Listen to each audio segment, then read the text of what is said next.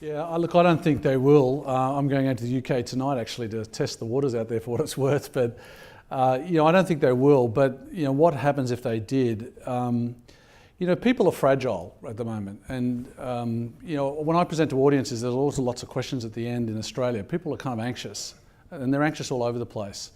And so signs of anxiety makes people more anxious. Someone said before about the panel being negative. I'm actually reasonably optimistic we'll navigate through this, but I do think you need diversification for the benefits of getting through these dangers. But if people were to leave the Brexit, it raises a lot of questions about commitment to broader community issues, I think. Trump raises those questions, Sanders raises them.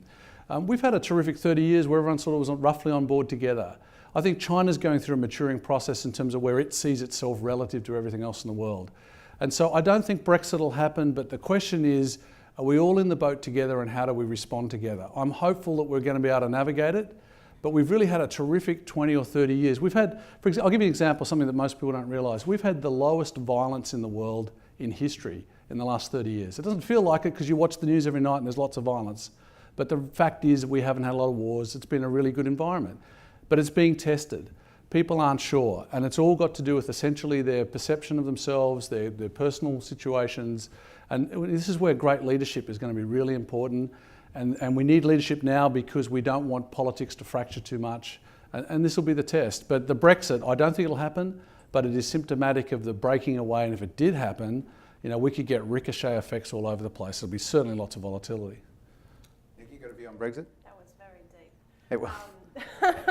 Getting a little less deep, I can only tell you what the polls say, and the polls say it's probably unlikely at this point. Does it matter? No, it doesn't matter. It'll matter a little bit for Britain, but for global economies, no, it doesn't matter. Focus on something that matters, and that doesn't matter.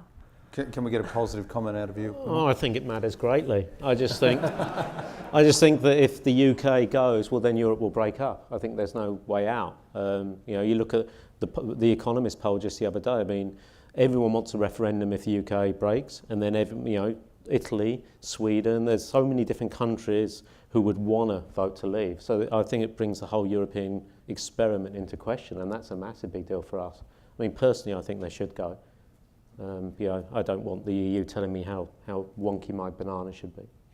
Yeah.